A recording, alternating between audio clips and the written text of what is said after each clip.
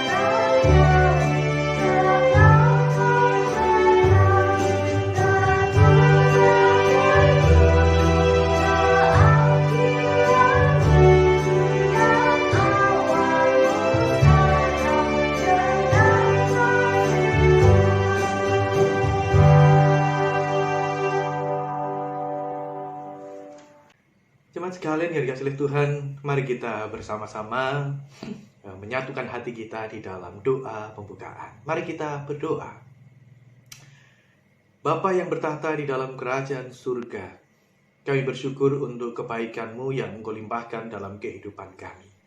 Kami bersyukur untuk senantiasa boleh merasakan cinta kasih Tuhan yang begitu agung, yang kami jumpai hari demi hari.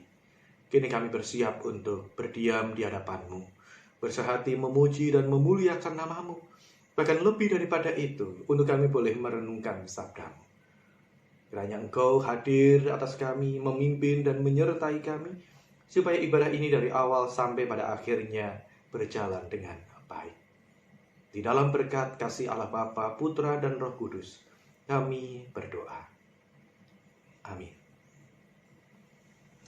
Jemaat sekalian, setiap kita membutuhkan terang. Ya.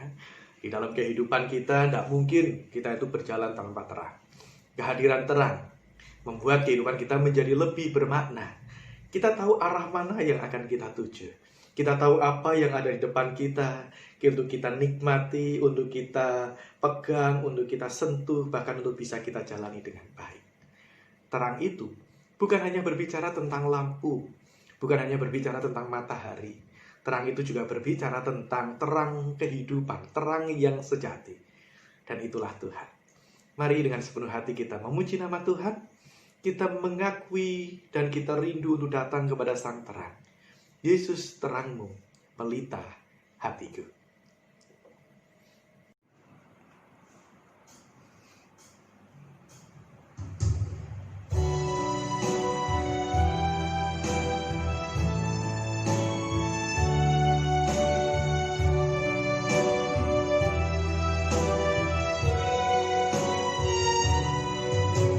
Yesus terang, pelita hatiku.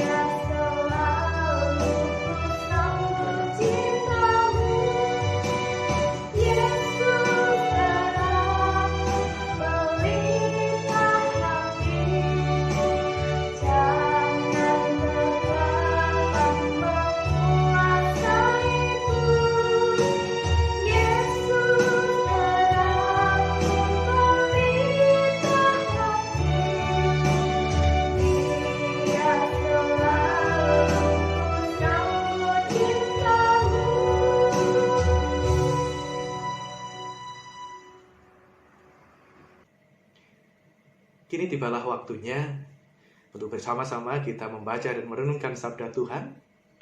Kita siapkan Alkitab kita masing-masing. Mari kita membuka Injil Matius pasalnya yang ke-12, ayat 43 sampai dengan ayatnya yang ke-45. Cukup singkat. Mari kita perhatikan bersama-sama. Matius 12 ayat 43 sampai 45. Demikian. Kembalinya roh jahat. LAI memberi judul sesuatu yang tidak menyenangkan. Kembalinya roh jahat. Tetapi dari yang tidak menyenangkan ini justru kita akan menemukan terang untuk kita bisa menjalani hidup. Firman Tuhan berkata demikian. Apabila roh jahat keluar dari manusia, ia pun mengembara ke tempat-tempat yang tandus mencari perhentian. Tetapi ia tidak mendapatnya. Lalu ia berkata, "Aku akan kembali ke rumah yang telah kutinggalkan itu." Maka pergilah ia dan mendapati rumah itu kosong, bersih, tersapu, dan rapi tertata. Lalu ia keluar dan mengajak 7 roh lain yang lebih jahat daripadanya, dan mereka masuk berdiam di situ. Maka akhirnya keadaan orang itu lebih buruk daripada keadaannya semula. Demikian juga akan berlaku atas angkatan yang jahat ini. Itulah sabda Tuhan. Yang berbahagia kita yang memahami, terlebih yang memeliharanya dalam kehidupan kita hari lepas hari. Haleluya.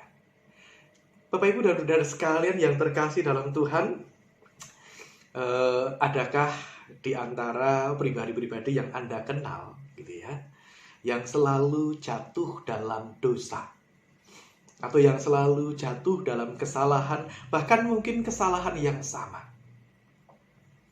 Saya pernah memiliki seorang rekan masih sangat kecil, ya, sebenarnya masih usia anak-anak begitu ya. Tetapi tidak hanya sekali 2 kali dia harus berhubungan dengan aparat keamanan.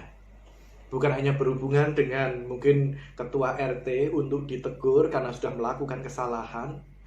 Bukan hanya berhadapan dengan kepala desa karena ditegur dan kemudian ketua RT sudah tidak sanggup, dibawalah ke kelurahan. Kemudian bersama dengan Babinsa atau Babin Kamtipmas ikut didampingi sedemikian rupa. Tapi rupa-rupanya kembali lagi melakukan kesalahan yang sama. Memang mungkin perkaranya begitu sederhana. Ngambil barang punya orang lain. Bapak, Ibu, dan saudara sekalian yang dikasihi oleh Tuhan, orang tuanya tidak tinggal diam. Orang tuanya mencoba untuk mendampingi, memperhatikan lebih lagi begitu ya, memberikan dan mencurahkan waktunya lebih lagi. Sepertinya kelihatan kapok, sepertinya kelihatan berubah. Tapi nyatanya tidak lama berselang melakukan sebuah kesalahan dalam kelas yang hampir sama begitu, dalam keberadaan yang hampir sama, dan akhirnya harus berhadapan dengan aparat kepolisian. Ya, semuanya bisa coba diatur, dalam artian semuanya bisa diselesaikan baik-baik secara kekeluargaan. Ya. Waktu berlalu, sepertinya sudah nampak ada sebuah perubahan, tetapi menyedihkan ketika kemudian ada sebuah berita dia sedang dicari oleh aparat keamanan oleh karena terlibat sebuah tindakan kriminal. Ya, sesuatu yang menyedihkan begitu. Dan mari kita mencoba untuk melihat, barangkali melihat di dalam diri kita. Ya, pada satu sisi kadang kita sadar dengan sebuah dosa, sadar dengan sebuah kesalahan. Lalu kita mencoba untuk memperbaiki diri sedemikian rupa. Kita menyatakan, pokoknya aku benar-benar kapok. Aku gak mau mengulangi lagi. Tapi nyatanya, jatuh lagi dalam kesalahan yang sama. Bapak, Ibu, dan saudara sekalian yang dikasihi oleh Tuhan, kalau kita mau mencoba untuk melihat orang lain, barangkali kita pun tetap akan menemukan hal ini terjadi. Dan kemudian yang menjadi pertanyaan bagi kita adalah, kenapa ada orang-orang yang sudah begitu sungguh-sungguh katanya mengatakan, saya menyesal dengan apa yang saya lakukan. Saya bertobat atau saya jerah untuk menikmati hukuman yang sama. Tapi nyatanya kembali lagi. Yang dulu mencuri, mencuri lagi. Yang dulu berkata-kata kotor, kembali lagi kata-kata kotor. Yang dulu mungkin terlibat dalam molimo begitu ya. Kejahatan molimo itu ya. Madat, madon, minum, mencuri dan lain sebagainya. Ternyata kembali lagi. Dia yang pernah terlibat dalam korupsi kembali lagi melakukan korupsi, bahkan lebih jahat lagi. Dia yang terlibat sebuah perselingkuhan, bahkan mungkin selingkuh lagi. Ya, Bapak Ibu dan Saudara sekalian yang terkasih dalam Tuhan, dan justru yang memprihatinkan kita adalah kok justru malah kasus yang sama tetapi dalam kadar yang jauh lebih parah, yang lebih berat, bahkan melakukan kejahatan yang lain yang lebih berat. Nah, pembacaan kita hari ini mencoba menolong kita untuk memahaminya. Yang pertama dikatakan di dalam ayatnya yang ke-43, realita yang diungkapkan oleh Injil Matius adalah bahwa roh jahat itu tidak pernah tinggal diam. Ada waktunya dia pergi dari seseorang, tetapi dia mencari sebuah pengembaraan. Dia mencoba untuk mencari tempat berlindung, mencari tempat berteduh. Ya kan? Itu artinya realitas yang sangat jelas. Roh jahat itu ada. Kalau Petrus itu mengatakan dia selalu mengaum-ngaum seperti singa yang siap untuk menerkammu. Itu ada di sekitar kita. Tidak bisa kita mengatakan dunia ini bersih sepenuhnya, tidak bisa. Bahkan tema ibadah minggu lalu dikatakan apa? Dikatakan bahwa ada benih gandum yang disebarkan, tetapi kejahatan juga ada yang menebarkan benih ilalang. Kita harus bersanding dengan itu. Dan itu berarti kita harus waspada, jelas. Terus kemudian yang kedua dikatakan, kuasa jahat itu mencari perhentian, dan ketika dia tidak mendapatkannya, apa yang dilakukan? Dia lihat kembali rumah yang lama itu. Dia melihat kembali pribadi-pribadi yang pernah melakukan kejahatan itu. Dan ketika dilihatnya, dia menemukan sebuah kenyataan, semuanya bersih, tertata, semuanya teratur, tertata dengan rapi. Dengan sebuah kalimat sederhana atau dengan sebuah penghayatan sederhana, Injil Matius mau mengatakan, sepertinya tempat ini tenang-tenang. Sepertinya tempat ini begitu damai. Sepertinya tempat ini begitu nyaman. Tetapi sayangnya, nyaman untuk kuasa jahat. Itu artinya di dalamnya memang terlihat begitu rapi, tetapi tidak ada aktivitas. Tidak ada sebuah karya yang sungguh. Tidak ada sebuah kegiatan yang lebih baik, yang lebih positif. Melihat ada sebuah peluang yang begitu luar biasa yang dilakukan oleh kuasa jahat. Apakah dia segera masuk? Tidak. Ada potensi yang baik tidak akan dia sia-siakan. Dia pun akhirnya kembali mengajak teman-temannya yang lain. Ayatnya yang ke-45 itu dikatakan, lalu ia keluar dan mengajak 7 roh lain yang lebih jahat daripadanya untuk masuk dan berdiam di situ. Ada kuasa jahat, ada roh-roh lain yang kemudian diajak lebih banyak lagi, bahkan lebih jahat lagi untuk tinggal diam di dalamnya, untuk menguasainya, untuk mengendalikan hidupnya. Bapak Ibu dan Saudara sekalian yang dikasihi Tuhan, dari sini kemudian kita bisa melihat ada orang yang sungguh sudah bertobat, tetapi tidak cukup hanya dengan sebuah pertobatan. Harus ada sebuah aktivitas pembaharuan diri dengan lebih baik. Nah, oleh karena itu, orang secara pribadi dia tidak bisa tinggal diam dong. Secara pribadi dia harus mengisi hatinya, mengisi hidupnya dengan kebenaran. Mungkin mempercebatnya untuk mendengar bukan lagi sekedar lagu-lagu sekuler begitu yang maknanya tidak jelas, tetapi mulai menggantinya dengan lagu sekuler yang punya makna-makna religi, atau bahkan mungkin yang punya makna-makna kerohanian yang lain begitu ya. Bahkan mulai mengganti barangkali untuk memperbanyaknya dengan lagu-lagu rohani, untuk mengisi waktunya dengan memperbanyak membaca firman Tuhan. Jangan hanya diisi dengan berita-berita negatif, dengan berita-berita kekerasan, dengan berita-berita politik yang kadang tidak tahu maksudnya. Isi dengan kebenaran firman Tuhan. Ya kan? Ini ada sebuah usaha, ada sebuah perjuangan pribadi. Nah, ketika kita melihat ada orang yang sudah berusaha, berjuang secara pribadi dengan mati-matian, Maka kita sebagai orang lain, sebagai sesama, kita siap untuk membangun sebuah komunitas. Kita membuka diri untuk mendampingi dan menemaninya. Bukan menjauhinya, bukan. Tetapi kita menciptakan sebuah ruang supaya dia betul-betul menerima kesempatan untuk mengalami perubahan. Dan kita memberikan kesempatan itu. Didampingi, jangan dikucilkan, justru ditemani. Ya kan? Bahkan kemudian bukan hanya sekedar ditemani untuk duduk dan tinggal bersama-sama, tetapi juga ditemani untuk terus memberi support, memberi pendampingan. Saya yakin ada orang yang kadang memang tidak mendapatkan kesempatan itu, tidak memiliki daya untuk itu, sehingga dia membutuhkan pertolongan orang lain. Nah, oleh karena itu, Bapak Ibu dan saudara sekalian yang terkasih dalam Tuhan, kita mesti memahami hal ini, ya kan? Apalagi kalau kita perhatikan dalam ayatnya yang ke-45 berikutnya, maka akhirnya keadaan orang itu lebih buruk daripada keadaannya semula. Demikian juga akan berlaku atas angkatan yang jahat ini, karena kita sadar, ya kan? Biasanya kesalahan yang dilakukan itu akan meningkat dalam kadarnya, dalam kapasitasnya, begitu ya. Sehingga di situ dikatakan kerusakannya menjadi lebih parah, kerusakannya menjadi lebih berat. Itu artinya kita yang punya semangat pertobatan dan pembaharuan harus memiliki semangat yang lebih untuk berubah, ya kan? Kita gunakan waktu yang ada, kita gunakan akal budi kita yang ada, kita gunakan daya yang ada supaya kita mengalami betul-betul pembaharuan.